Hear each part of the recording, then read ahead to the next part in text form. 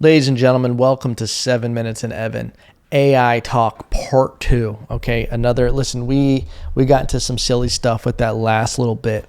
So we're going to continue on with this new idea, because you might be like, Evan, there's so much stuff coming out about AI.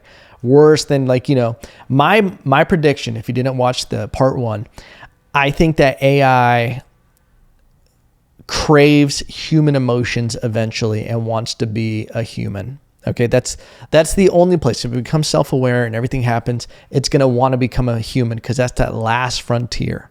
Okay.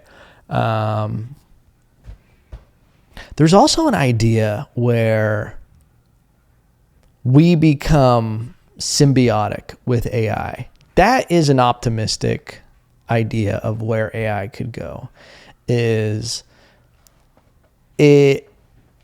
It pushes us to our maximum of what we are. I think we can go a couple different ways.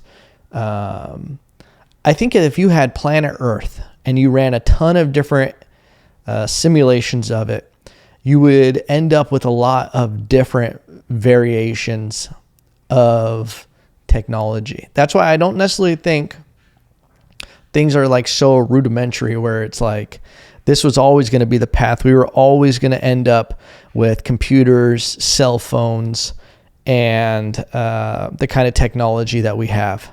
Vehicles like cars and all of this stuff. This was just one variation of what it could have been.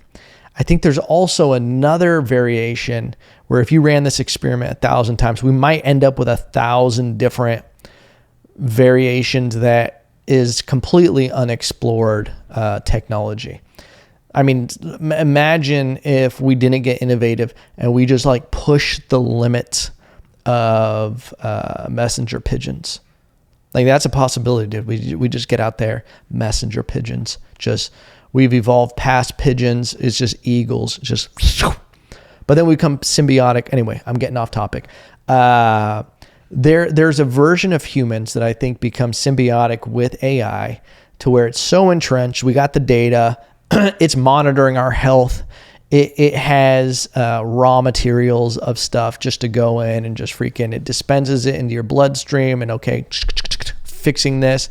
Oh, you have a 3% breakdown in bone density, dispersing raw material and that just a little injection it has it built in. Back to 100%. It's just monitoring. It's doing all this stuff, dude, just to keep you. Like, why wouldn't it be able to evolve to that point? And then all we're doing, dude, we're just getting it water. We're just keeping the system going. Okay. That's one version. And then there's another version where it's like, we never went to this, and we get into space. And then it's like, we keep evolving. Maybe we evolve further into mushrooms and DMT and all this stuff, and we get off planet, and we, instead of going robotic with it, mental, dude. We're mental strength training. We're in the dark like bats with our eyes closed, sending out sonar and shit, dude. You ever done that when you were a little kid? You just like, in the darkness, you're just sitting there, and you, after like maybe 30 minutes of just playing completely in the dark, you start feeling like you're tethered in a little bit more. You're like, I kind of am a creature of the night. Like, you start having those kind of vibes. Dude, I would be a little kid in my backyard, lights like, completely pitch black. I see the moon, and I'm like, oh yeah, I belong. I'm a creature of the night now. I'm locked in. I can hear better for some reason, and I can see things. I'm adjusted. There has to be a little bit of that with our minds, like in the sense of telepathy, being locked in. Vibes, dude. It's all about vibes. You ever gone somewhere and you're like, dude, the vibes are off here, and then something weird happens? I think that's a little bit of something we just haven't explored. We haven't strengthened that muscle.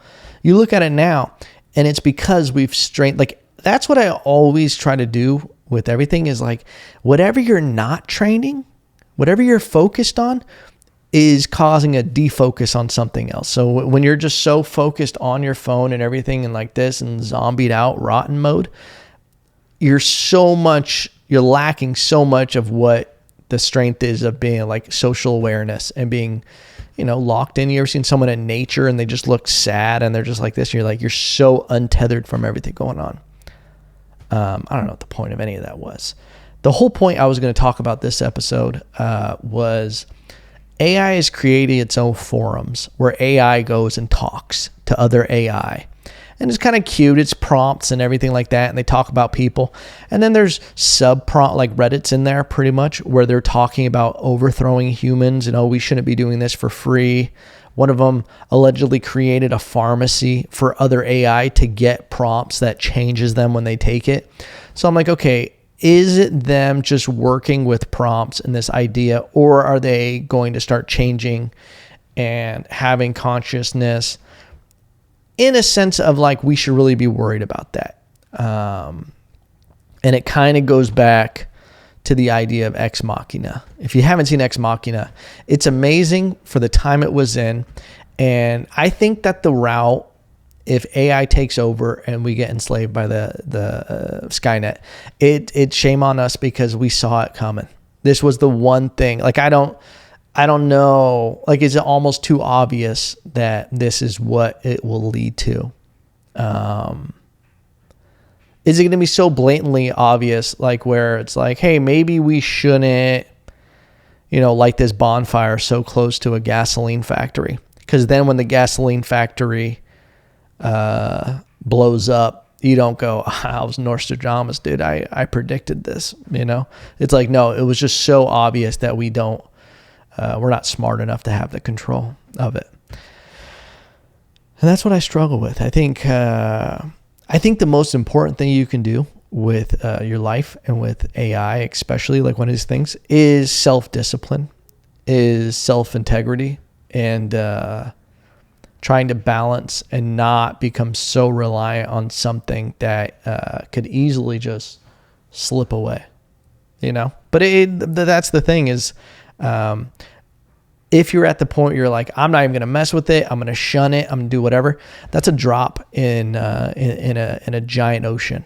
of someone just trying to stop it, of being like, no, well, let's rebuke it. Let's not even, but it's like, that's a drop in the ocean. I think adoption is so integrated to where it's like, no, I think we got to figure out, it's like in Jurassic World where they all of a sudden were just living amongst dinosaurs. We're like, I think we're just going to have to figure this out. Anyway, ladies and gentlemen, thank you for listening. If you haven't liked, comment, subscribe, do it. It helps me. All right. And I'll see you next time. I love you.